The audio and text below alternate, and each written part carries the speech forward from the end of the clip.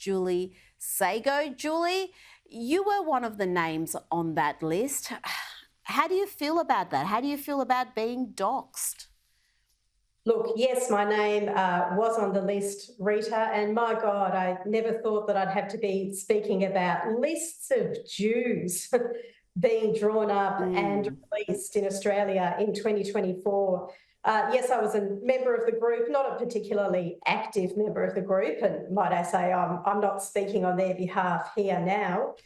I myself was, to be honest, proud to be on a list of Jews who are doing nothing but coming together and sharing our grief and our trauma about October 7th and the awful sort of resurgence, the outbreak of anti-Semitism that came almost immediately after the massacre. But obviously there are people who have suffered very greatly as a result of this doxing. As you know, people who have lost their businesses, who have been forced to move to another suburb.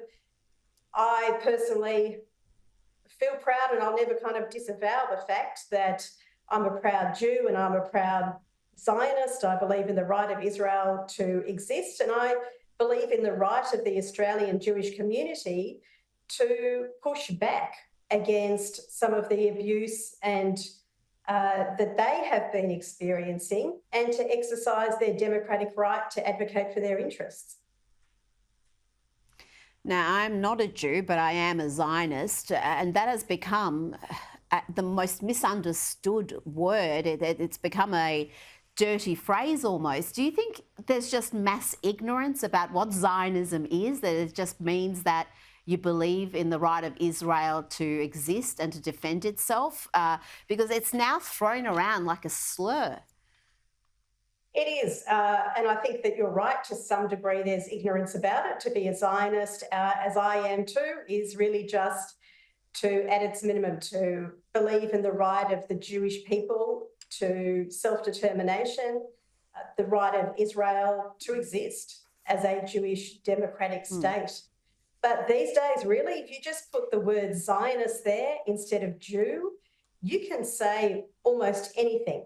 It seems the sky's the limit in terms of the kind of tropes that you can put out there, traditional anti-Semitic tropes, to the extent that we have seen a member of the New South Wales Parliament, Jenny Leong, member of the Greens, talk about Jews and their tentacles in social justice movements, as if we are a sinister people always working towards some nefarious purpose.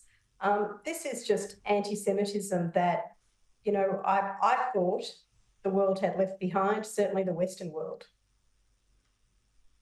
Now, the Herald Sun reported on Friday that Jewish families and businesses were leaving the inner north of Melbourne due to the climate of hate and hostility they're facing.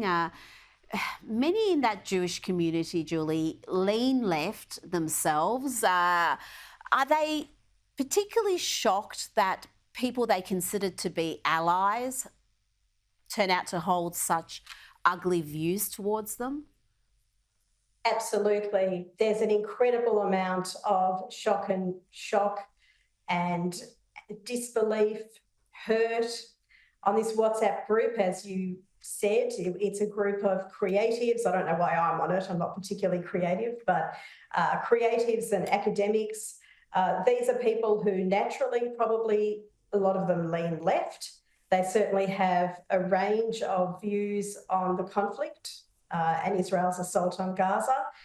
And they have just seen the humanity of Jewish people just completely diminished, to the point where, you know, these left-wing activists can't express sympathy with Israeli women who found themselves the victims of systematic rape on October 7.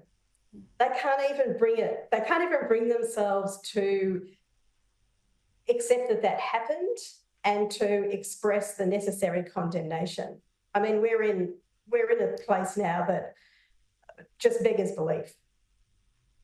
Julie Szego, thank you so much for your time this evening. Really do appreciate it.